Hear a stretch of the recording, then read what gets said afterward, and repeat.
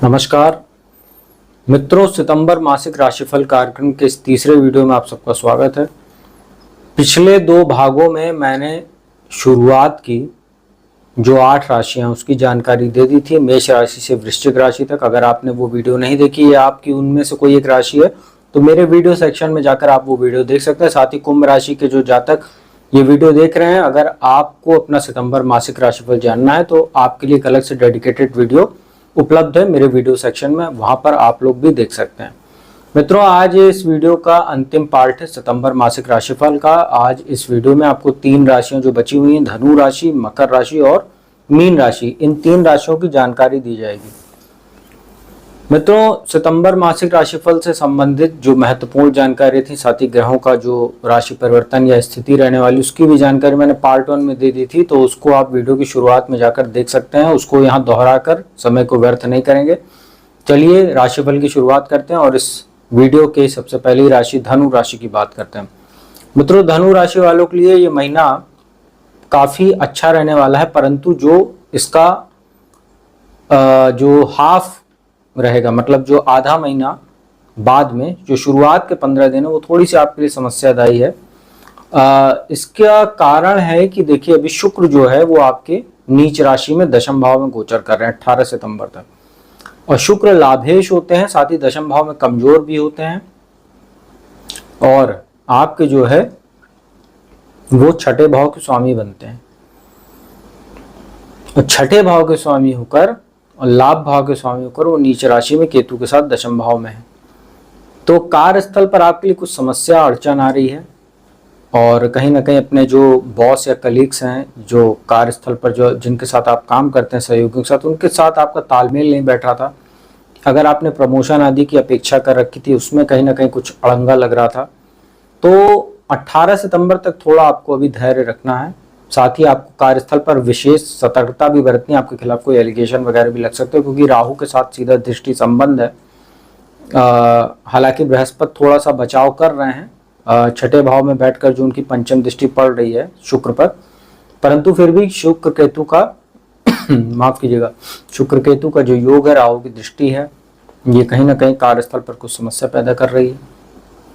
इसके बाद 18 सितंबर को जो शुक्र है वो लाभ भाव में चले जाएंगे अपनी स्वराशि तुला में। ये बहुत अच्छी स्थिति है, मान सम्मान बढ़ेगा, लाभ में वृद्धि होगी। जो लोग शुक्र से जुड़ा व्यापार करते हैं, एक्टिंग, ड्रामा, सिंगिंग आदि का काम करते हैं, जो सोशल मीडिया आदि का काम करते हैं, उनके लिए बहुत अच्छा समय रहेगा। विदेशों से व्यापार करने वाले लोगों के लिए अच्छा, शेयर मार्केट आदि में निवेश के लिए भी अच्छा समय शुक्र आपको बनाकर देंगे 18 सितंबर के बाद से। तो थोड़ा आपको धैर्य रखना होगा 18 सितंबर तक। इसके बाद बात करते हैं सूर्य की। सूर्य आपके लिए अच्छी स्थिति में है, भाग्य स्थान में गोचर कर रहे हैं, तीसरे भाव पर दृष्टि, पराक्रम पुरुषार्थ में वृद्धि, आत्मविश्वास में वृद्धि है, पिता का स्वास्थ्य बेहतर, धर्म कर्म में भी आपका मन कहीं ना कहीं लग रहा होगा। इसके बाद थोड़ी सूर्य की स्थिति तो दशम भाव में आ जाएंगे, वो 16 सितंबर को आएंगे दशम भाव में। दशम भाव में मजबूत भी होते हैं सूर्य, परंतु समस्या यहाँ पर यह है केतु के साथ उनका संबंध बनेगा, ग्रहण दोष का निर्माण होगा, साथ ही चतुर्थ भाव में बैठे राहु की दृष्टि होगी। तो दशम भाव में ग्रहण दोष बनना ये आपके लिए कुछ समस्या है। सरकारी नौकरी करने वाले लोगों के लिए समस्या, जो छात्र सरकारी नौकरी की तैयारी कर रहे हैं उनको आशा अनुरूप सफलता नहीं मिलेगी इंटरव्यू आदि में। साथ ही कहीं ना कहीं पिता के साथ मतभेद, पिता का स्वास्थ्य प्रभावित होना, उनके साथ संबंधों का खराब होना, ये सब आपको देखना पड़ सकता है। कार्यस्थल पर अपने उच्च अधिकारियों से आपके कुछ मतभेद हो सकते हैं। राजनीति से जुड़े हुए लोगों के लिए थोड़ा सतर्क रहने की आवश्यकता है। साथ ही राजनीति में जो लोग हैं वो लोग अपेक्षा कर रहे थे कोई पद वगैरह की, या अगर कोई चुनाव वगैरह लड़ना चाह रहे तो आपको कहीं ना कहीं सफलता हाथ लगने में समस्या आ सकती है, अगर यही स्थिति गोचरवश आपकी कुंडली में भी है तो। बृहस्पति की बात करें, छठे भाव में पूरे महीने गोचर कर रहे हैं। छठे भाव में बृहस्पति बैठे हुए हैं, प्रतियोगी परीक्षाओं के लिए तो अच्छा है। जो छात्र तैयारी कर रहे हैं थोड़ा बहुत आपको फायदा देंगे, परंतु छठे भाव में बृहस्पति बैठने से आपके पाचन को बुरी तरीके से प्रभावित कर रहे हैं। आपका डाइजेशन सिस्टम बिगड़ा हुआ है, कॉन्स्टिपेशन की समस्या या गैस, इस तरह की समस्या, अपच, लीवर से संबंधित समस्या आपको देखने को मिल रही होगी। द्वादश पर बृहस्पति की दृष्टि है, तो कोर्ट कचहरी जुड़े मामलों में बृहस्पति आपको कुछ फायदा दे सकते हैं, परंतु दशम भाव पर जो दृष्टि पड़ रही है रोग भाव में बैठे हैं तो थोड़ा ध्यान रखिएगा, वहां पर जैसा मैंने बताया कि शुक्र बैठे हैं 18 सितंबर तक नीच राशि में, उसके बाद जो 16 सितंबर से सूर्य आ जाएंगे उनका ग्रहण दोष बनेगा। तो ये स्थितियां आपके लिए कार्यस्थल पर अच्छी नहीं है। साथ ही रोग भाव में बैठ के बृहस्पति की दृष्टि दूसरे भाव पर है। अपने वाणी का थोड़ा ध्यान रखिएगा, परिवार में किसी का स्वास्थ्य प्रभावित हो सकता है, तो संचित धन में आपके कहीं ना कहीं कमी हो सकती है, उन सब चीज़ों पर आपका खर्चा बढ़ेगा। तो स्थितियां बृहस्पति के लिहाज से भी ठीक नहीं है आपके लिए। शनि की बात करें, शनि तीसरे भाव में गोचर कर रहे हैं, स्थिति तो अच्छी परंतु वक्री है अभी, तो थोड़ा ध्यान रखिएगा। अपने वाणी संबंधित कोई काम करते हैं या वाणी दोष की तो आपको समस्या हो सकती है। शनि आपको धन लाभ तो कराएंगे, परंतु जैसे मैंने बताया बृहस्पति जो छठे भाव में बैठे उनकी जो दृष्टि पड़ी दूसरे भाव पर, तो धन तो आपके पास आएगा, संचित करने में आपको सेविंग में आपकी समस्या आएगी और परिवार का कुछ माहौल वगैरह भी खराब हो सकता है आपके वाणी दोष के कारण, इसका ध्यान रखिएगा। बुध की बात करें, बुध जो है वो आपके भाग्य स्थान में 4 सितंबर से 23 सितंबर तक रहने वाले हैं। इसके बाद वो दशम भाव में आ जाएंगे। 23 सितंबर के बाद वो दशम भाव में स्वराशिस्थ और उच्च राशिस्थ कन्या राशि में बैठेंगे। केतु के साथ जड़त्व दोष में रहेंगे, राहु की दृष्टि रहेगी, सूर्य के साथ बुधादित्य राजयोग बनेगा और बृहस्पति की भी दृष्टि पड़ेगी, पंचम दृष्टि। तो बुधादित्य राजयोग तो सूर्य के साथ बनेगा, साथ ही बुध जब दशम भाव में बैठेंगे केंद्र स्थान में, तो भद्र नाम का महापुरुष राजयोग भी आपके लिए बनेगा। तो कार्यस्थल पर आपके लिए चुनौतियां तो रहेंगी, परंतु भद्र योग बनने से, बुधादित्य राजयोग बनने से उन चुनौतियों का आप अच्छे से सामना तो करेंगे। साथ ही जो लोग लेखन संबंधी काम करते हैं, जैसे बुद्ध से जुड़ा काम करते हैं, management, banking, finance, insurance sector, share market, real estate वगैरह में कोई ब्रोकरेज आदि का काम करते हैं या एडवाइजरी का काम करते हैं, ज्योतिष का काम करते हैं, बहुत अच्छा और उत्तम समय कह सकते हैं आपके लिए वहां से, जो 23 सितंबर से बुध की स्थिति आपके दशम भाव में रहेगी। तो जैसा मैंने बताया 18 सितंबर तक तो आपको वैसे भी अतिरिक्त सावधानी बरतनी है, परंतु 18 सितंबर के बाद से शुक्र का लाभ भाव में जाना और बुध का दशम भाव में 23 सितंबर से आना, ये आपके लिए अच्छा रहेगा। तो 18 सितंबर तक स्थितियां अच्छी नहीं, उसके बाद अनुकूल हो जाएंगी। मित्रों मकर राशि की बात करते हैं। लेकिन मकर राशि के लिए भी स्थितियां मिली जुली हैं, कोई बहुत अच्छी ना बहुत खराब।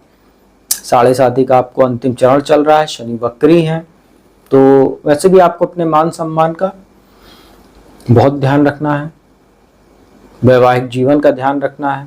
दूसरे भाव में शनि का गोचर चल रहा है, धन में वृद्धि कर रहे हैं, परंतु वाणी दोष की भी समस्या है, चूंकि वक्री भी हैं। परिवार में कुछ अंतर कलह वगैरह देखने को मिल सकता है, पैतृक संपत्ति जुड़े हुए मामलों को लेकर। और भौतिक सुख साधन पर आप हो सके तो कम खर्चा करें या दिखावे पर कम खर्चा करें, क्योंकि नीच दृष्टि शनि की चतुर्थ भाव पर है। माता के स्वास्थ्य का ध्यान रखिए, उनके साथ संबंधों को बेहतर करके चलिए, उनका आशीर्वाद लीजिए तो बेहतर रहेगा। कमर से लेकर पैर तक के हिस्सों में चोट चपेट की संभावना बन सकती है, क्योंकि अष्टम भाव पर शनि की दृष्टि पड़ रही है, परंतु लाभ आपको शनि कराते रहेंगे। जो दृष्टि उनकी लाभ भाव पर पड़ रही वो अच्छी है आपके लिए, तो शनि मिला जुला असर आपको दे रहे हैं, धन के लिए अच्छा। बाकी ओवरऑल स्थिति आपके लिए शनि की अच्छी नहीं है। बृहस्पति की बात करें, पंचम भाव में बैठे हुए हैं, संतान उत्पत्ति के लिए चुनौती हो जाते हैं पंचम भाव में अकेले जब बैठते हैं, खासतौर पर कुंडली में भी अगर स्थिति यही बन रही हो तो संतान उत्पत्ति में समस्या जरूर देंगे, परंतु शिक्षा के लिए अच्छा है। भाग्य में वृद्धि कर रहे हैं भाग्य स्थान पर, और लाभ भाव पर दृष्टि डालकर मान सम्मान बढ़ा रहे हैं, और धन की भी प्राप्ति आपको होगी। और जो लग्न पर दृष्टि पड़ रही, जो 7.5 का आपको अंतिम चरण चल रहा है, उसमें बृहस्पति आपको फायदा देने का काम कर रहे हैं। जो समस्या शनि देंगे उसमें 30 से 35% बृहस्पति लगातार उसमें राहत आपको देते रहेंगे, तो बृहस्पति की स्थिति अच्छी है आपके लिए। इसके बाद बात करते हैं बुध की। बुध की स्थिति आपके लिए थोड़ी समस्यादायी है। 4 सितंबर से और 23 सितंबर तक आपके अष्टम भाव में गोचर कर रहे हैं। 16 सितंबर तक सूर्य भी यहाँ बैठे हुए हैं अष्टमेश होकर अष्टम भाव में। पिता के स्वास्थ्य का ध्यान रखिए, अपने भी स्वास्थ्य का ध्यान रखिए। स्किन एलर्जी वगैरह आपको हो सकती है, थ्रोट इन्फेक्शन वगैरह हो सकता है। कोई भी नया काम करते समय रिसर्च करके ही कीजिए, जल्दीबाजी में लिया गया निर्णय आपको हानि पहुंचा सकता है। सूर्य यहाँ से 16 सितंबर को निकल जाएंगे, भाग्य स्थान में आ जाएंगे, अष्टमेश होकर भाग्य स्थान में केतु के साथ युति बनाएंगे। ग्रहण दोष तीसरे भाव में बैठे राहु की दृष्टि हो जाएगी। वहीं बृहस्पति पंचम भाव में बैठ के 5वीं दृष्टि डालेंगे भाग्य स्थान पर, तो ग्रहण दोष का प्रभाव थोड़ा कम हो जाएगा बृहस्पति की शुभ दृष्टि की वजह से। परंतु ग्रहण दोष बनेगा तो पिता के साथ मतभेद पैदा कर सकता है, धर्म कर्म में आपका मन थोड़ा कम लगेगा, पराक्रम पुरुषार्थ आपका गलत दिशा में जा सकता है क्योंकि राहु तीसरे भाव में बैठे। सूर्य के साथ जब दृष्टि संबंध बनेगा तो कहीं ना कहीं थोड़ा बहुत व्यक्ति के अंदर उत्तेजना भी बढ़ती है, कंफ्यूजन भी होती है। स्वास्थ्य थोड़ा सा आपका, अपने छोटे भाई बहनों के स्वास्थ्य का ध्यान रखिएगा। मित्रों के साथ समय व्यर्थ करने से बचें, सही जगह ऊर्जा का इस्तेमाल करें तो बेहतर रहेगी सूर्य की स्थिति। इसके बाद जो बुध है वो 23 सितंबर को आपके भाग्य स्थान में आ जाएंगे, उच्च राशि में बैठेंगे, स्वाराशिस्त होकर बैठेंगे। सूर्य बुध का बुधादित्य राजयोग तो बनेगा, जो समस्या है उसको अच्छे से आप मैनेज कर लेंगे, परंतु बुध और केतु का जड़त्व दोष भी बनेगा। तो कई बार आपको निर्णय लेने में ये उलझन पैदा करेगा बुध केतु का जड़त्व दोष, क्योंकि राहु के साथ दृष्टि संबंध भी बनेगा। हालांकि इन सब चीजों में बृहस्पति लगातार आपको थोड़ा बहुत बचाने का काम करेंगे, पंचम दृष्टि पंचम भाव में बैठ के डालकर। परंतु बुध केतु का जड़त्व दोष, बुध केतु माफ कीजिएगा, राहु और जो सूर्य का दृष्टि संबंध है, सूर्य केतु का ग्रहण दोष है, ये तमाम चीजें आपके पिता के स्वास्थ्य को बुरी तरीके से आती है, उनके साथ संबंधों को बुरी तरीके से प्रभावित करने वाली, इसका आप ध्यान रखिएगा।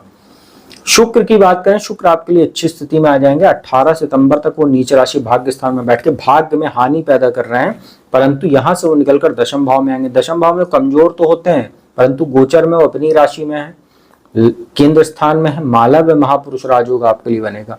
तो शुक्र से जुड़ा व्यापार करने वाले लोग, शुक्र से जुड़ा जो काम करते हैं, जैसे hotel and beverages, dry fruits, readymade garment, James and jewellery, singing, acting, drama, hotel, tours and travels, social media, blogging, diamond का काम करते हैं, टेक्सटाइल संबंधी कपड़े आदि का काम करते हैं, सबके लिए अच्छा रहेगा। बहुत अच्छा नहीं कह सकते हैं, फिर भी अच्छा रहेगा, क्योंकि दशम भाव में शुक्र कमजोर होते हैं।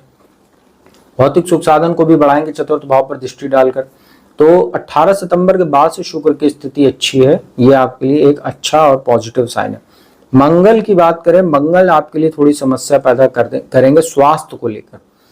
छठे भाव में उनका गोचर चल रहा है और छठे भाव में मंगल कारक होते हैं, शत्रुहंता योग तो बनाएंगे, शत्रुओं पर तो विजय दिलाएंगे, प्रतियोगी परीक्षाओं में सफलता भी दिलाएंगे। जो लोग सेना पुलिस भर्ती में तैयारी कर रहे हैं उनको फायदा हो सकता है, परंतु छठे भाव का मंगल आपको पाचन संबंधी, ब्लड इन्फेक्शन, इसीलिए आपको जो है तला भुना मिर्ची मसालेदार भोजन से परहेज करना चाहिए। द्वादश भाव पर दृष्टि डालकर कोर्ट कचहरी जुड़े मामलों में समस्या भी दे सकता है, किसी नए लीगल कॉम्प्लिकेशन में आपको फंसा सकता है। साथ ही स्वास्थ्य संबंधी चीजों पर धन भी मंगल खर्चा कराएगा। साथ ही आपको बेवजह के दिखावे पर खर्चा वगैरह करने से बचना चाहिए। साथ ही किसी को उधार वगैरह देने से बचना चाहिए, अन्यथा वो धन आपका वापस मिलने में समस्या आएगी। और लग्न पर जो दृष्टि मंगल की लगातार पड़ेगी छठे भाव में बैठ के, आपका स्वास्थ्य तो प्रभावित हो रहा है, साथ ही आपके अहंकार में, क्रोध में, चिड़चिड़ेपन में मंगल उग्रता भी भर देगा। स्वास्थ्य आपका कहीं ना कहीं मानसिक तौर पर भी प्रभावित करेगा मंगल, इसका ध्यान रखिएगा आप। राहु तीसरे भाव में बैठे हैं, पराक्रम पुरुषार्थ में आपकी वृद्धि करते रहेंगे, परंतु ये आपके वैवाहिक जीवन को, जो सप्तम भाव पर दृष्टि पड़ रही है, पंचम दृष्टि राहु की, वो डिस्टर्ब कर रहा है, परंतु लाभ आपको राहु कराता रहेगा लाभ भाव पर दृष्टि डालकर। तो मकर राशि वालों के लिए स्थितियां आपके लिए भी 18 सितंबर के बाद से ही स्थिति कुछ अच्छी बनेगी, उसके पहले नहीं। अंतिम राशि की बात कर लेते हैं, मीन राशि की। मीन राशि वालों के लिए यह महीना आपके लिए भी मिला जुला है। उसका कारण है शुक्र की स्थिति। बाकी दो राशियों के लिए तो 18 सितंबर के बाद से स्थितियां ठीक हो गई थी, लेकिन आपके लिए ना 18 सितंबर से पहले शुक्र की स्थिति अच्छी, ना उसके बाद होगी। नीच राशि में सप्तम भाव में बैठे हुए हैं, अष्टमेश होकर सप्तम में बैठे हैं, केतु के साथ यहाँ संबंध भी बना हुआ है, राहु की लग्न में बैठ के दृष्टि है। अब समस्या आपके लिए है कि वैवाहिक जीवन को तो प्रभावित कर रहा है, आपके चरित्र में भी दोष उत्पन्न करेगा। विपरीत के प्रति आकर्षण बढ़ने से या कोई एक्स्ट्रामैरिटल अफेयर होने से वैवाहिक जीवन बुरी तरीके से प्रभावित होगा। कोई आपके ऊपर चरित्र पर दोषारोपण हो सकता है, जिससे बनता बनता रिश्ता, जो लोग अविवाहित उनके रिश्ते टूट सकते हैं या बात बनते बनते रह जाएगी किसी वजह से। इसके बाद शुक्र और खराब हो जाएंगे, अष्टम भाव में आ जाएंगे। अष्टम भाव में स्वाराशिस्त बैठेंगे, हालांकि अष्टम में शुक्र बैठते हैं तो अचानक धन लाभ करा सकते हैं। जो लोग ज्योतिष, गुप्त विद्या, तंत्र मंत्र, इन सब चीजों में जिनकी रुचि है उनको फायदा दे सकते हैं। कोई नया काम करने से पहले रिसर्च करके कीजिएगा तो अच्छा रहेगा। परंतु शुक्र अष्टम में बैठते हैं, व्यक्ति को भोगी बना देते हैं, कामुकता में वृद्धि करते हैं, विपरीत के प्रति आकर्षण में इतनी वृद्धि कर देते हैं कि व्यक्ति कहीं ना कहीं चरित्र दोष उसके अंदर पैदा होता है, कोई रोग भी हो जाता है कामुकता की वजह से। तो इसका ध्यान रखिएगा। गुप्तांगों में समस्या हो सकती है, साथ ही आपको यूरिन इन्फेक्शन, कमर से लेकर पैर तक के हिस्सों में कुछ समस्या हो सकती है। दूसरे भाव पर दृष्टि रहेगी तो कहीं ना कहीं परिवार में भी आपका जो है मान सम्मान खराब हो सकता है, क्योंकि चूंकि आपका अष्टम में जब चरित्र में दोष उत्पन्न होगा तो परिवार में भी आपका मान सम्मान खराब होगा, और कहीं ना कहीं वाणी भी आपकी कुछ ओवर कॉन्फिडेंस के शिकार आप हो सकते हैं, जिससे आप अपने बनते हुए काम को बिगाड़ेंगे और संचित धन में भी कमी कराने का काम करेगा। उसका कारण होगा भोग में अत्यधिक वृद्धि हो जाना, दिखावे पर खर्चा करना। तो इन सब चीजों से आप बचिएगा तो आपके लिए बेहतर है, नहीं तो बहुत शुक्र आपको परेशान करने वाला है इस महीने। इसके बाद बात करते हैं शनि की। शनि तो आपके लिए वैसे भी समस्यादायी बने हुए हैं। 7.5 का प्रथम चरण चल रहा है, द्वादश में शनि का गोचर है, वक्री है, छठे भाव पर दृष्टि, धन भाव पर दृष्टि और भाग्य स्थान पर दृष्टि। भाग्य का ह्रास, रोग शत्रु ऋण में वृद्धि और परिवार में माहौल खराब करना, तनाव पैदा करना, वाणी में दोष उत्पन्न करना, पैतृक संपत्ति जुड़े हुए मामलों में समस्या पैदा करना, अलगाव की स्थिति उत्पन्न कराना और बेवजह खर्चों में और दिखावे पर खर्चा आप करेंगे। कोर्ट कचहरी जुड़े मामलों में भी शनि आपको समस्या दे रहा है द्वादश में बैठकर, तो शनि की स्थिति भी आपके लिए अच्छी नहीं है। अब बात करते हैं सूर्य की। सूर्य आपके लिए छठे भाव में बैठे हुए हैं, 16 सितंबर तक अच्छी स्थिति है। इसके बाद वो आएंगे सप्तम भाव में केतु के साथ, ग्रहण दोष में, राहु से दृष्टि संबंध। हालांकि बृहस्पति की दूसरे भाव में बैठ के पंचम दृष्टि रहेगी, तीसरे भाव में बैठ के पंचम दृष्टि रहेगी, जो आपको बचाती रहेगी, परंतु फिर भी असर तो आपको होगा ही। और जो बुध की स्थिति है वो 4 से 23 सितंबर तक आपके छठे भाव में है, वहां अच्छी है। प्रतियोगी परीक्षाओं में सफलता, मामा ननिहाल पक्ष से आपको कुछ लाभ हो सकता है, परंतु बुध जब यहाँ सप्तम भाव में आएंगे, सूर्य बुध का बुधादित्य राजयोग 23 सितंबर से बनेगा, बुध केतु का जड़त्व दोष बनेगा, राहु से दृष्टि संबंध बनेगा, तो बुध के जो बुध और सूर्य का मैनेजमेंट योग बन रहा है, जो बुधादित्य राजयोग जिसको बोलते हैं, वो आपको समस्याओं में कुछ फायदा तो देगा, राहत देने का काम करेगा, परंतु वैवाहिक जीवन में समस्या, अविवाहित लोगों के रिश्ते तय होने में समस्या, व्यापार का घर होता है तो व्यापार में बड़े निर्णय लेने से बचिएगा। साथ ही आपको हानि के भी योग यहाँ बनेंगे, सूर्य का ग्रहण दोष बनने से केतु के साथ, तो इसका आप ध्यान रखिएगा। और शुक्र ऑलरेडी 18 सितंबर को अष्टम में जाकर आपके लिए समस्या बना देंगे। मंगल की बात करें तो चतुर्थ भाव में मंगल बैठ के आपके लिए मांगलिक दोष बनाए हैं, परंतु मंगल की अच्छी बात यह है कि धनेश होकर यहाँ बैठे हैं, भाग्येश होकर यहाँ चतुर्थ भाव में है, केंद्र त्रिकोण का राजयोग है, धनेश का चतुर्थ भाव में बैठना भौतिक सुख साधन में वृद्धि करता, आप खर्चा करेंगे इन्वेस्टमेंट आदि में। साथ ही राजनीति से जुड़े हुए लोगों के लिए अच्छा है, लॉ की फील्ड से जुड़े हुए लोगों के लिए अच्छा, प्रशासनिक सेवा से जुड़े हुए लोगों के लिए अच्छा है, जो छात्र तैयारी कर रहे हैं इंटरव्यू आदि में उनको सफलता मिल सकती है। राजनीति से जुड़े हुए लोगों के लिए जनता में कहीं ना कहीं प्रसिद्धि बढ़ने के योग बनेंगे, परंतु मंगल की भी दृष्टि यहाँ सप्तम भाव पर लगातार पड़ती रहेगी, तो वैवाहिक जीवन तो आपका बुरी तरह से प्रभावित होना तय है और अविवाहित लोगों के रिश्ते भी तय होने में कोई बहुत अच्छी स्थितियां नजर नहीं आ रही हैं।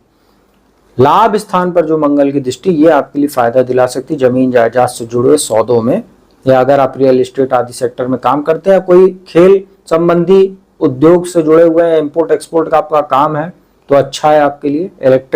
इलेक्ट्रिक संबंधी कोई बिजनेस करते हैं आप, इलेक्ट्रिक इक्विपमेंट का या टेक्नोलॉजी के क्षेत्र से जुड़े हुए हैं, आईटी प्रोफेशनल के लिए, इन सब लोगों के लिए मंगल का 4th हाउस में गोचर बहुत अच्छा रहेगा। बाकी ओवरऑल स्थिति आपके लिए कतई अच्छी नहीं है इस महीने। तो मित्रों, यह था बची हुई 3 राशियों का माफ कीजिएगा मासिक राशिफल सितंबर महीने के लिए कैसा रहेगा, उसकी मैंने संपूर्ण जानकारी दी। उपाय की बात कर लेते हैं, वही उपाय आपको बताते हैं जो बाकी राशियों के लिए बताया। इस महीने गणेश जी का उत्सव आने वाला 10 दिनों तक चलेगा, उनकी पूजा उपासना जितनी कीजिए, विघ्नहर्ता है, समस्त दोषों का नाश करने की उनके अंदर क्षमता है। आप गणेश चालीसा का पाठ करें, उनको मोदक मोतीचूर का लड्डू प्रसाद के रूप में अर्पित करें, धूर्वा अर्पित करें। साथ ही 10 दिन पंडालों में जाकर अलग अलग उनके रूपों का दर्शन पूजन करें तो बहुत अच्छा रहेगा। तो उम्मीद करता हूँ वीडियो आपको अच्छी लगी होगी। अच्छी लगी उसको लाइक कीजिएगा, कमेंट कीजिएगा, ज़्यादा से ज़्यादा शेयर कीजिएगा। और जो भी जातक कुंडली विश्लेषण कराना चाहते हैं तो मेरा नंबर डिस्क्रिप्शन स्क्रीन दोनों पर उपलब्ध है, उस पर संपर्क करके आप लोग इजीली अपॉइंटमेंट ले सकते हैं। मेरे द्वारा कुंडली विश्लेषण का लाभ देश दुनिया के किसी भी कोने से प्राप्त कर सकते हो। तो मैं अपने वाणी को यहीं विराम देता हूँ। अगली वीडियो में आपको उससे नए विषय के साथ जल्दी मिलूंगा। अब तक के लिए ओम नमः शिवाय।